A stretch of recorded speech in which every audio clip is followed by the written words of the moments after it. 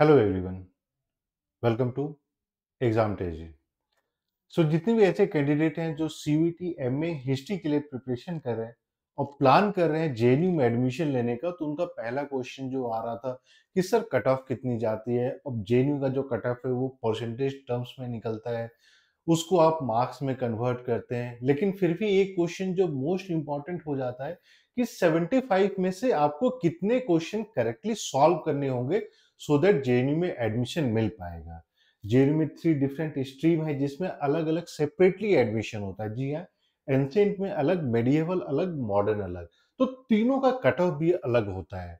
तो आज के इस वीडियो में हम लोग इसी के बारे में डिटेल में डिस्कशन कर लेंगे और ये भी सारे कैटेगरी के बारे में डिस्कस करेंगे कि आप जो भी कैटेगरी में आपने अप्लाई करना है, आपने अप्लाई किया है, तो 2025 में आपको मिनिमम कितने क्वेश्चन सॉल्व करने होंगे सो दैट आपका जेएनयू में एडमिशन हो पाए। तो ये बहुत ज्यादा इंपॉर्टेंट हो जाता है क्योंकि आपके मार्क्स और आपके number of question, negative marking को इंक्लूड करके कितने क्वेश्चन सॉल्व करने होंगे, इस चीज को हम लोग इस वीडियो में डिकोड करते हैं। अगर हम जेएनयू की बात करते हैं तो HEQP 18 या आप जैसे 09 की आप बात करते हैं, तो यहाँ पे जो इसका कोड है आपका एंशिएंट हिस्ट्री, मिडिएवल हिस्ट्री और मॉडर्न हिस्ट्री, तो तीनों के लिए ऐसा नहीं है कि आपको सेपरेट एग्जाम देना है, आपको एक सिंगल ही एग्जाम देना है। उसी से आपको तीनों में किसी एक में जो भी आप चूज करते हैं आपको एडमिशन मिलता है। इस वीडियो में हम लोग general category, schedule caste, schedule tribe, OBC और ईडब्ल्यूएस तीनों के बारे में डिस्कस कर लेंगे। अब यहाँ पे इंपॉर्टेंट हो जाता है कि आपको समझना क्या है। जो आपका सीयूईटी का एग्जाम होगा ये जो है टोटल 300 मार्क्स का होता है और इसमें जो आपके 75 क्वेश्चन पूछे जाते हैं। This means for each correct answer आपको 4 मार्क्स अवार्ड होता है और यहाँ जो नेगेटिव मार्किंग है वो -1 है। दिस मीन्स अब जो सवाल होता है कि मुझे मिनिमम कितने क्वेश्चन, अगर सपोज कीजिए आपने 75 में से 75 अटेम्प्ट कर दिया, तो मिनिमम कितने क्वेश्चन सही होने चाहिए सो दैट आप जेएनयू का कट ऑफ क्लियर कीजिएगा। दूसरा यहाँ पे क्या है कि जेएनयू क्या करते हैं कि जो भी आप 300 में स्कोर करते हैं, जेएनयू उसको परसेंटेज टर्म में कन्वर्ट कर देती है। तो इसलिए ये समझना थोड़ा सा डिफिकल्ट हो जाता है, आपको थोड़ा सा जो है ध्यान देना पड़ेगा इस चीज को समझने के लिए। आप डायरेक्टली जो 300 में आपने जो भी स्कोर किया है उसको डिवाइड कर दीजिएगा तो शायद आपका जो एडमिशन नहीं हो पाएगा। सपोज कीजिए आपने 240 स्कोर कर लिया आउट ऑफ 300, तो क्या 60 क्वेश्चन सॉल्व करने से आपका एडमिशन हो जाएगा अगर कट ऑफ यहाँ पे? तो इस चीज को समझना बहुत जरूरी हो जाता है। एक इंपॉर्टेंट चीज, बहुत सारे स्टूडेंट ये भी अभी भी क्वेश्चन पूछ रहे हैं कि सर प्रैक्टिस करने के लिए मुझे एडिक्वेट क्वेश्चन नहीं है, तो कहाँ से प्रैक्टिस किया जाए। एग्जाम टेजी जो है सारा कुछ प्रोवाइड कर रही है, यूनिक क्वेश्चन जो है। अब इसमें आपको सेक्शनल क्वेश्चन बैंक यानी हर एक टॉपिक के 50-50 question bank, sectional mock test, test series, complete syllabus, previous paper, UGC NET paper, ये सब कुछ प्रोवाइड कर रही है और सिर्फ 499 में। तो ये गोल्डन अपॉर्चुनिटी है लास्ट के 1.5 मंथ में। आप जितना ज्यादा प्रैक्टिस करते हैं क्वेश्चन, उतना ही आपका कॉन्सेप्ट भी क्लियर होता है और आपको एक कॉन्फिडेंस भी आता है सो दैट आप जब फाइनल सीयूईटी एग्जाम में अपियर होते हैं तो आप क्विकली सारा चीज सॉल्व कर सकते हैं। अगर आपको, और अच्छी बात यह है कि सारा कुछ जो है ऐप के थ्रू आपको प्रोवाइड किया जा रहा है, तो एक्चुअल एग्जाम की तरह ही आप प्रैक्टिस कर सकते हैं। सबसे पहले हम लोग यहाँ पे डिस्कस कर लेते हैं एंशिएंट हिस्ट्री की। सो अगर हम लोग कैटेगरी वाइज कट ऑफ देखते हैं तो जो जेएनयू रिलीज करती है ये है परसेंटेज में। जनरल कैटेगरी का 70.66, schedule caste 53.66, schedule tribe 51.66, OBC 68.33, EWS 62.33। तो ये परसेंटेज टर्म में था, जो भी आपने स्कोर लाया है आउट ऑफ 300, जेएनयू क्या करती है उसको परसेंटेज में कन्वर्ट कर देती है। यानी इसी को आप मल्टीप्लाई कर देते हैं बाय 3 से, तो ये आपका इन टर्म्स ऑफ 300 जो है कट ऑफ आ जाता है। तो ये 300 का कट ऑफ है। जनरल कैटेगरी का 212, शेड्यूल कास्ट का 161, शेड्यूल ट्राइब 155, ओबीसी 205 और ईडब्ल्यूएस 187। तो ये आपका जो है कट ऑफ निकल जाते हैं आउट ऑफ 300 अगर बात करते हैं। अब दूसरा क्वेश्चन है कि मिनिमम क्वेश्चन अगर इसी को, जैसे मैंने आपको बताया था कि फॉर ईच करेक्ट क्वेश्चन आपको जो 4 मार्क्स अवार्ड होता है। अब यहाँ पे इंपॉर्टेंट है कि जो भी आपने जैसे जनरल कैटेगरी का 212, तो इसको डिवाइड बाय 4 कीजिएगा तो 53 क्वेश्चन आ जाते हैं। सो ये आपका कट ऑफ हो गया और ये नंबर ऑफ जो है मिनिमम क्वेश्चन आ जाता है। वैसे ही अगर आप शेड्यूल कास्ट की बात करते हैं तो 40, शेड्यूल ट्राइब 39, ओबीसी 51 और ईडब्ल्यूएस 47 क्वेश्चन। अब सवाल ये होता है कि क्या सिर्फ और सिर्फ 53 करेक्ट क्वेश्चन करने से एडमिशन हो जाएगा? तो अगर हो जाएगा तो ये मिनिमम करेक्ट क्वेश्चन क्या है? यहाँ पे 53 है, यहाँ पे 58 है। अब देखिए, जैसे मैंने आपको बताया कि 75 क्वेश्चन है। अब 75 में से अगर आपने 4 इनकरेक्ट कर दिया, दिस मीन्स आपका -4, यानी ये तो आपको -4 यहाँ पे भी तो हो जाएगा ना। सो यहाँ पे आपका हो जाएगा 208। तो इसी चीज को हम लोगों ने यहाँ पे रिफ्लेक्ट किया है कि अब यहाँ पे क्या है कि नेगेटिव मार्क्स को इंक्लूड नहीं किया गया है। यहाँ पे जो है नेगेटिव मार्क्स को इंक्लूड किया गया है। दिस मीन्स अगर आपके पास टोटल 75 क्वेश्चन है और 75 में से 75 क्वेश्चन आप अटेम्प्ट करते हैं, तो उस केस में नेगेटिव मार्क्स को इंक्लूड करके फिर आपको कितने क्वेश्चन सही करने पड़ेंगे, क्योंकि ऐसा तो हो नहीं सकता कि 75 में से आपने सिर्फ और सिर्फ 53 सॉल्व किया और वो सारे करेक्ट हैं। तो एक भी नेगेटिव मार्क नहीं मिलेगा, तब तो 212 में हो जाएगा। लेकिन एक भी अगर नेगेटिव मार्क हो गए यानी 211, दिस मीन्स आपका कट ऑफ क्लियर नहीं होगा। तो इसीलिए हम लोगों ने क्या किया है कि यहाँ पे वो नेगेटिव मार्क को इंक्लूड कर दिया है और ये एजम्पशन किया है कि 75 में से अगर आपने 75 क्वेश्चन सॉल्व किया तो मिनिमम कितना होना चाहिए। दिस मीन्स यहाँ पे जैसे डिफरेंस देखिएगा तो 5 क्वेश्चन का है, ठीक है। अब 5 क्वेश्चन का मतलब आपका जो नेगेटिव मार्किंग है, अगर ये 5 क्वेश्चन करेक्ट होता है तो 5 into 4 equal to 20। This means ये 20 जो है आपका नेगेटिव मार्क को माइनस कर रहा है। जो 5 करेक्ट क्वेश्चन है और बाकी जो है आपके, यहाँ पे आप देखिएगा जैसे 58 है और 75 में से 58 माइनस कीजिएगा तो यहाँ पे भी आपको रफली 17 हो जाता है। तो ये आपके नेगेटिव मार्क को माइनस कर देता है। इसीलिए जरूरी है कि 5 एक्स्ट्रा करेक्ट क्वेश्चन होने चाहिए सो दैट आप जो नेगेटिव मार्क ला रहे हैं बाकी क्वेश्चन को सॉल्व करके वो एडजस्ट हो सके। तो ये इंपॉर्टेंट है। बहुत सारे स्टूडेंट सोचते हैं कि मेरा इतने क्वेश्चन सही करने से जेएनयू में एंशिएंट हिस्ट्री में एडमिशन हो जाएगा। जी नहीं, आपको यहाँ पे फोकस करना पड़ेगा। सो जनरल कैटेगरी की बात करते हैं तो 58 करेक्ट क्वेश्चन होना चाहिए, शेड्यूल कास्ट का 49, शेड्यूल ट्राइब 48, ओबीसी 57 और आपका जो है ईडब्ल्यूएस कैटेगरी 54 क्वेश्चन। तो यहाँ पे माइनस करके आपको पता चल जाएगा कि कितने क्वेश्चन आप इनकरेक्ट कर सकते हैं। 75 में से ये 49 माइनस कीजिए 21, 22। सिमिलरली यहाँ पे जैसे 57 है तो आप जो है 18 मैक्स टू मैक्स इनकरेक्ट कर सकते हैं और यहाँ पे आपका सीट जो है 54 ही है।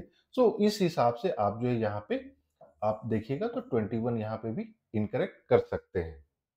सॉरी, नॉट 21, यस 21 इनकरेक्ट कर सकते हैं। यहाँ पे आपका 26 हो जाएगा, यहाँ पे 27 इनकरेक्ट कर सकते हैं। सो इस तरीके से चीजें आपको समझ में आनी चाहिए कि आपके पास कितना स्कोप है इनकरेक्ट करने का। बहुत सारे स्टूडेंट इस चीज पे ध्यान नहीं दे पाते हैं और वो सोचते हैं कि ठीक है चलो 40 क्वेश्चन करेक्ट कर दिए तो बाकी में तुक्का मार देते, कहीं ना कहीं एडमिशन हो जाएगा। नहीं, 40 अगर करेक्ट है, बाकी दिस मीन्स 35 क्वेश्चन पे आप जो है गेस मार्किंग कर रहे हैं तो उसको रिड्यूस करना है। अगर आप जेएनयू जैसे इंस्टीट्यूशन में सोच रहे हैं एडमिशन के लिए तो गेस वर्क जितना कम से कम और जितना एक्यूरेट हो सके तभी, क्योंकि अगर आपने नेगेटिव मार्किंग के चक्कर में क्या होता है कि एक्चुअल जो करेक्ट क्वेश्चन के मार्क्स है वो भी कम हो जाते हैं और बहुत सारे स्टूडेंट उस चीज को समझ नहीं पाते हैं। नेक्स्ट अब बात करते हैं मिडिएवल हिस्ट्री का। तो सिमिलरली सेम चीज हम लोगों ने यहाँ पे किया है। मिडिएवल हिस्ट्री का कट ऑफ की बात करते हैं इन टर्म्स ऑफ परसेंटेज जो जेएनयू रिलीज करती है। सो general category 69.66, schedule caste 56, schedule tribe 47.33, OBC 62 और ईडब्ल्यूएस 67। तो ये परसेंटेज मार्क्स आपका हो जाता है।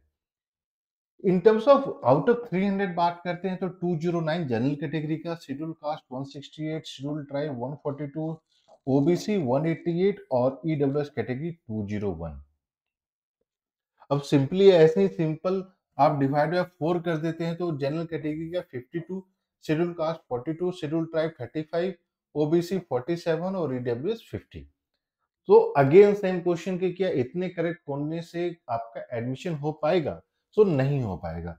तो अगेन अगर आपने एज्यूम किया कि 75 में से 75 आपने अटेम्प्ट किया तो कितने ऐसे क्वेश्चन होने चाहिए जिसका जो नेगेटिव मार्क्स को वो एडजस्ट कर पाए।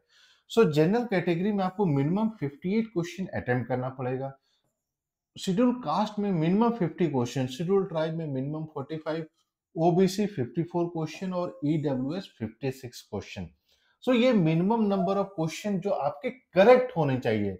75 में से 75 अगर 100% आपने अटेम्प्ट किया तो इतने क्वेश्चन आपके करेक्ट होने चाहिए सो दैट आपको जो है जेएनयू में एडमिशन मिल सके। तो इस चीज को समझना बहुत जरूरी हो जाता है अगर आप मेडिएवल हिस्ट्री में प्लान कर रहे हैं एडमिशन लेने का। नेक्स्ट अब बात करते हैं मॉडर्न हिस्ट्री का। मॉडर्न हिस्ट्री में अगर अगेन परसेंटेज की बात करते हैं तो जनरल कैटेगरी का 73.66, शेड्यूल कास्ट का 62.66, शेड्यूल ट्राइब 49.66, ओबीसी 67.66 और ईडब्ल्यूएस 54। सो ये परसेंटेज में है।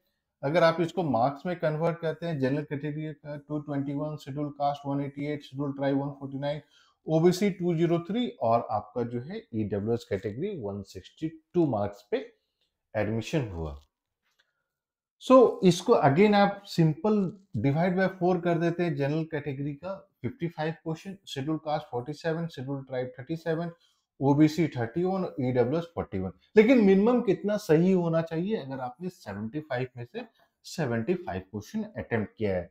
सो मॉडर्न हिस्ट्री के लिए general category 60 question, schedule caste 54, schedule tribe 47, OBC 57 और ईडब्ल्यूएस 49।